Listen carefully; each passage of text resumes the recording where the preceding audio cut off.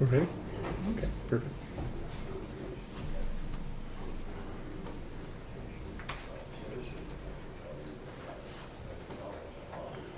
Where'd you get your mask from? You know, we ordered them online. I like them. Yeah, it looks pretty good and Because you wear glasses like I do. I put my glasses on when I used to. wants to fog. Yeah. So.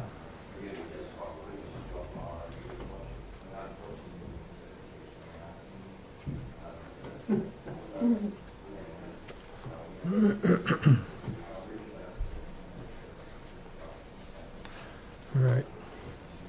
You want to get going? Mike, you want to get going or do you want to wait? I'm ready. You ready? All right.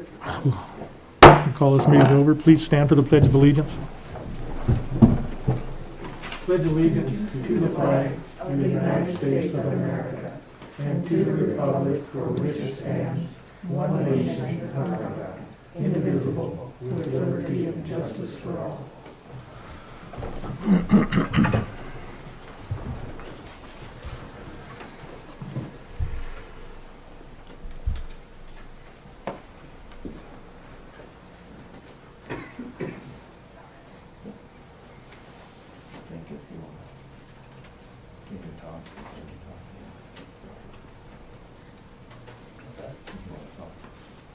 Yeah, okay.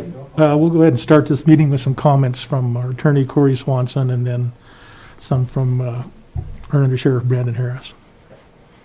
Morning, everybody. Stand back 6 feet. Try not to spit in your general direction.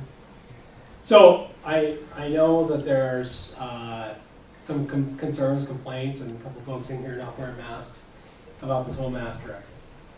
And I think you probably saw, if you didn't, I've been fairly prominent in my opinion on it. My opinion is same thing I told the governor before he did it, that I didn't think he should do it, that I thought it was going to overly politicize the issue of all these things we're trying to do as a community to deal with this virus. But having said all that, he issued the directive. Now, up until about March, middle of March, almost none of us county attorneys had dealt with a lot of these public health issues and directives in the detail of enforcement like we have now.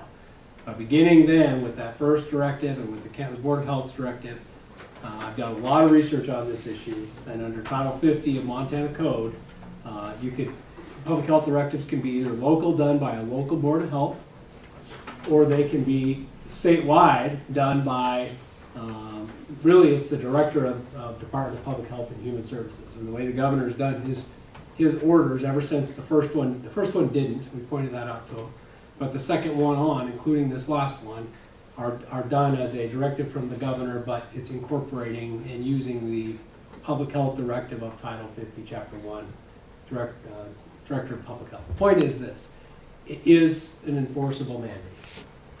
And under that mandate, primarily it's going to fall to local jurisdictions, county attorneys, sheriffs, to enforce it, okay? So what I told the governor, and you probably saw it, is this thing's going to be a nightmare to enforce if we're running around reporting on everybody, because law enforcement's already stretched thin. And my office is stretched thin, and I'm darn busy.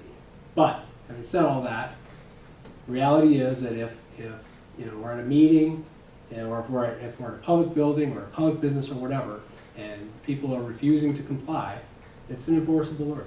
And my expectation is that we're not going to have any big conflicts or confrontations in this community. But if we do, I'll have to enforce it, and I will enforce it. So for this morning, for example, so Tim's, you're not wearing a mask. Are you planning? I mean, I don't know if you're making a statement or not, but I mean, my request to you is to wear the mask, even if you disagree with it. The same thing I said publicly is, look, people can disagree, and you can say, I don't believe it's constitutional. I'm asking you just to wear it as a courtesy, even under protest, for your neighbors and for people that are trying to function. This board is trying to function. This board did not implement the mask order, but this board's going to follow that mask order. And so that's my request to the public. The reality is, this disease has come upon us very quickly, and there's still so much we don't know about it. And best scientists in the world are working around the clock trying to figure it out. It's not going to be figured out in the next month, next 6 months, okay? So eventually, at some point, they're going to get a virus. It'll be the fastest virus that ever went from point of origin to market in the history of the world. And there's going to be some glitches with the virus, I can guarantee. It's going to be basically an experimental virus. But what I think experience is going to show us is over the course of several years, when everyone's going to say, well, don't do masks, they're not effective. Well, nobody really knows that. We're not scientists. I mean, unless someone here has a lab with coronavirus and they've been running experiments in their home we're not going to really know. You know, we have theories. Facebook, I mean, Holiday Inn Express must be so crowded these days because we have all these people that are not epidemiologists, but they act like one because they stayed at a Holiday Inn Express last night. And so the reality is we don't know. We don't know if masks are effective. We don't know if social distancing is effective. We don't know if the washing is effective. But the reality is it's probably a combination of all those things are effective, just like they are for every other virus. We're asking that you follow the directive, even if you don't like it, because for the time being, it's the best we have. Tests are really backed up. I went and got a test because I had someone that was close to me that had symptoms. We both got tested. We were both negative. It took 8 days for me to be told I was negative. So I'm working from home at a very busy time. It's super inconvenient. This whole thing's inconvenient for all of us. But we're going to try and get through this as a community. And what I would like to be able to do is get through this as a community without issuing public health directive violation notices or whatever else it might be. So that's my request to the community. But bottom line is if I have to enforce it, I'll enforce it. So I don't know if there's any questions on that, but that's, and the final thing I'll say is, yes, this thing's constitutional. There's all these, like I said, all these would-be scholars out there that are saying this is not a constitutional directive. Number one, it takes a person in a black robe, a judge, to declare something unconstitutional. Until that happens, we enforce it. But number two, I think the Supreme Court will say, yes, this is in fact constitutional. There's only one Montana Supreme Court case, and it's from 1960s, dealing with a very close question to this. And in that case, the Supreme Court said this was a valid enforcement. My guess is they would say that on this one too. But until 4 out of 7 say otherwise, we're going to enforce it. So.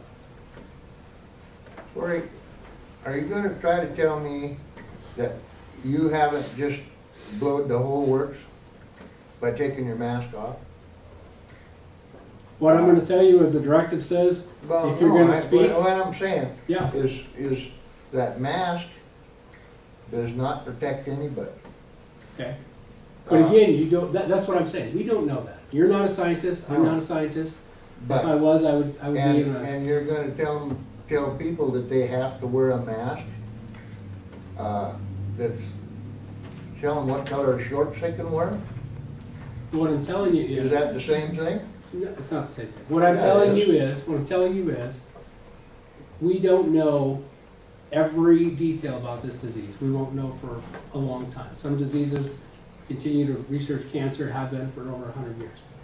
What I'm telling you is the best information we have right now, and the directive from the governor, is wear a mask in settings like this, and I'm the guy that enforces it in Broadwater County. I'm asking. And I've got oxygen. Yeah, you're exempt. That's fine. Don't wear it. What I'm saying is, we're going to do the best we can with the information we have at the time. Any questions? Mr. Swanson, Tim Ravendall, for behalf of the Commissioner, going through the chair. I do have some comments on this, and I would like to respectfully answer that. But I have some, I think I'd like to, before I say, I'd like to hear from the commissioners as far as where we're at here in Broadwater County in this community. And I'm going to echo something that Corey said to me this weekend. This has a lot to do with respect and responsibility. And I fully appreciate that to a high degree. And I've said it in this meeting context many times, with rights come with responsibilities. And so I do respect that fully.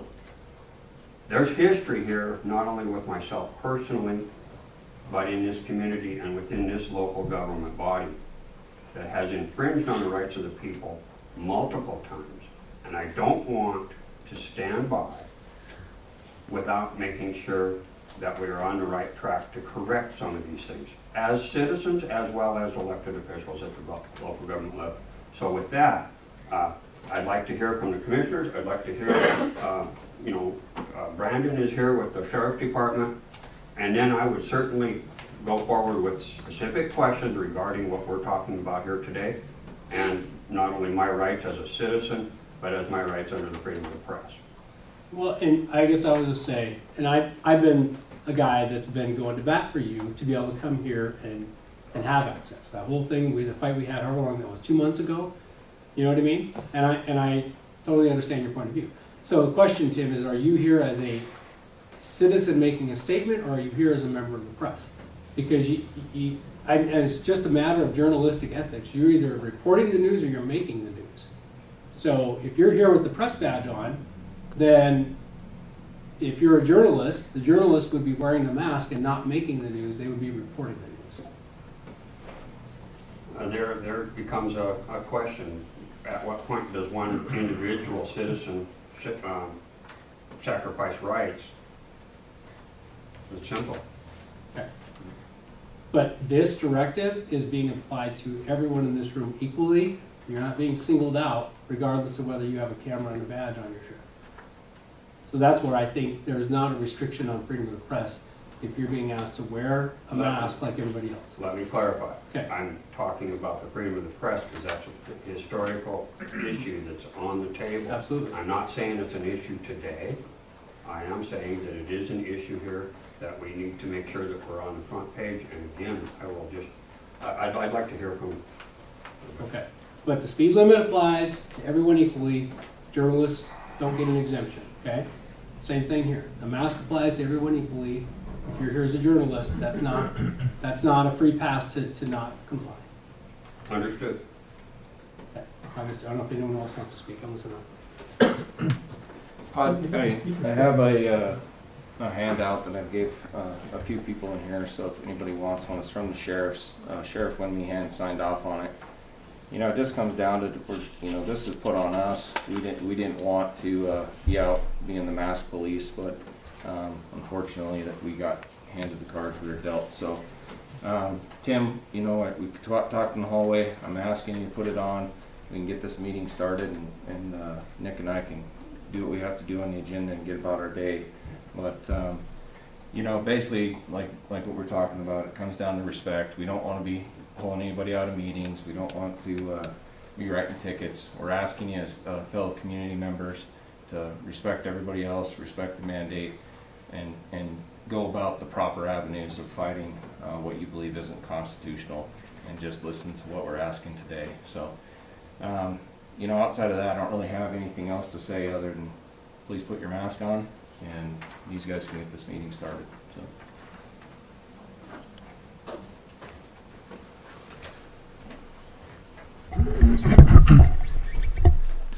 So I guess my request is, Tim, or will you please put on your mask?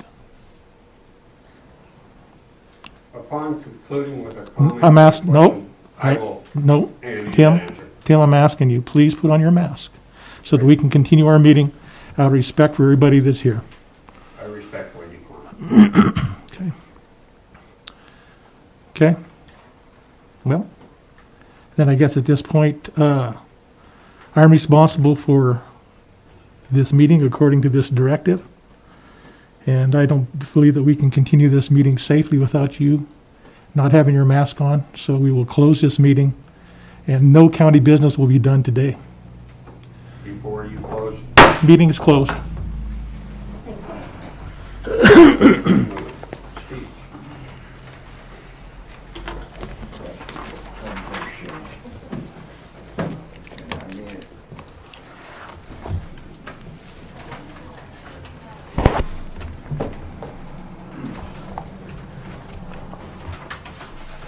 Joe just got his mask below his nose.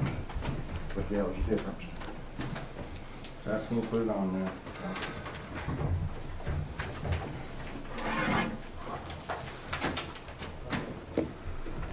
Oh, that was short. What's that? That was short. Yep.